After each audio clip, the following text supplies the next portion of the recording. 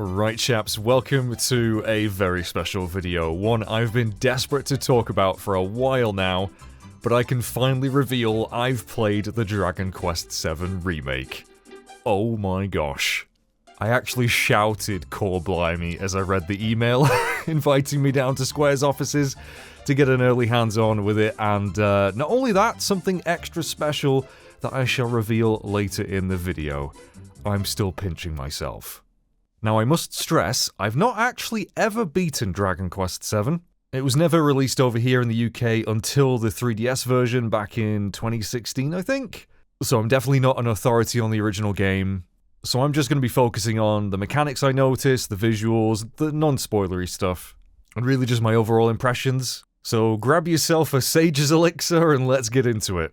We were allowed a whopping hour and a half to play through two sections of the game, so about 45 minutes on each of them.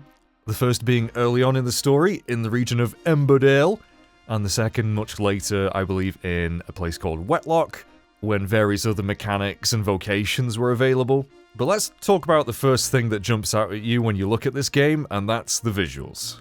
Because yeah, this is not another HD 2D remake, oh no.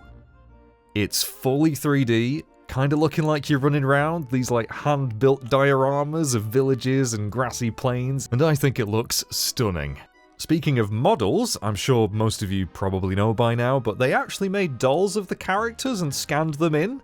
And I actually really appreciate the effort to make this game stand out from the more recent Dragon Quest remakes, as this was from a different era entirely, being originally on the PS1.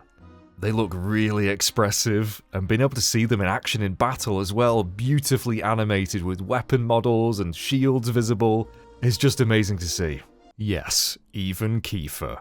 I know people have compared him to Team America.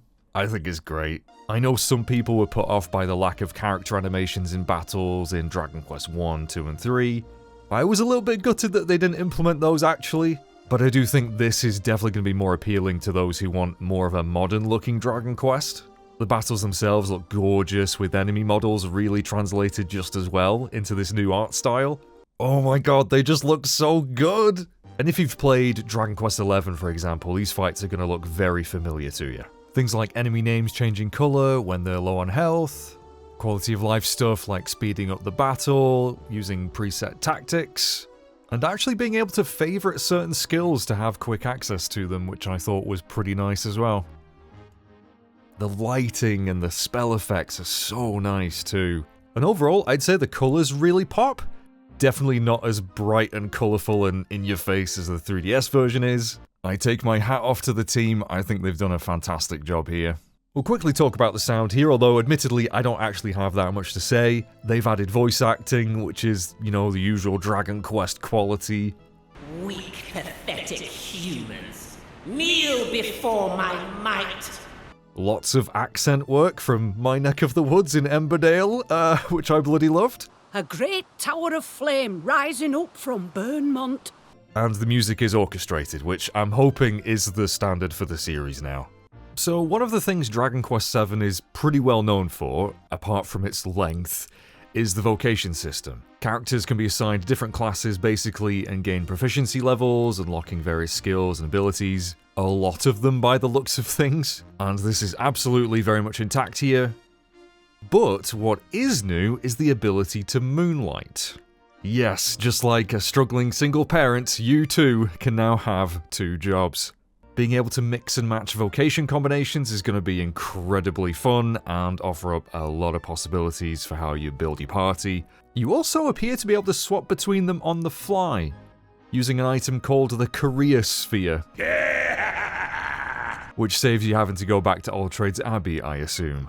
Your initial vocations at the start of the game can also be leveled up, and each job seems to have a unique worked up ability that functions very much like a pep power or a limit break. And I tell you what, they saved my ass on numerous occasions during the play session. Cause yeah, the game was actually pretty tough.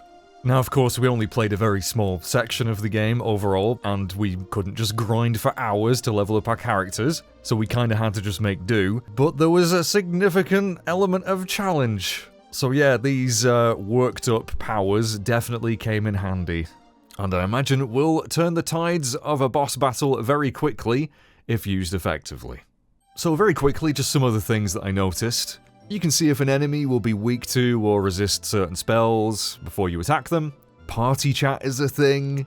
And just a small note here, I remember in my brief time with the 3DS version, it was really hard to avoid enemies in dungeons especially. You know, because you don't want to fight everything sometimes, especially if you're low on health.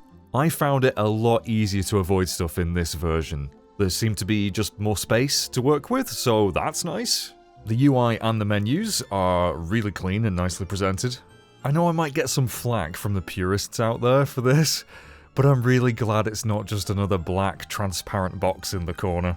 So yeah, I can safely say I had a bloody great time with Dragon Quest VII, and I can't wait to play it next year. I can't believe it's out so soon. Now, after the session was over, we had the absolutely insanely awesome opportunity to meet the producer himself, Takeshi Ichikawa. He was super kind and even signed a poster for me. I was way too nervous to really say much, but I really appreciated him taking the time to see us and listen to our thoughts on the game. I'm just absolutely stunned that I had this opportunity, seriously. I still don't quite believe it happened. And yeah, it's crazy to me that this thing even exists. It was such a surprise. But to get to experience it early along with other amazing creators was truly a landmark moment for me. And it is all thanks to you chaps. All of you who watch the videos, comment, and cheer every time I find a mini medal. It means the world, and I cannot thank you enough. And again, big thank you to Square Enix for inviting me down, letting me, you know, take part in this, providing the footage for this video. So thanks for watching this, everyone. If you could leave a like and, you know, comment below what you think, I would really appreciate it. Subscribe if you want some more Dragon Quest stuff. And yeah, wow, I'm so glad I could finally talk about this. Thanks so much, everyone. I'll see you in the next one. Bye-bye for now.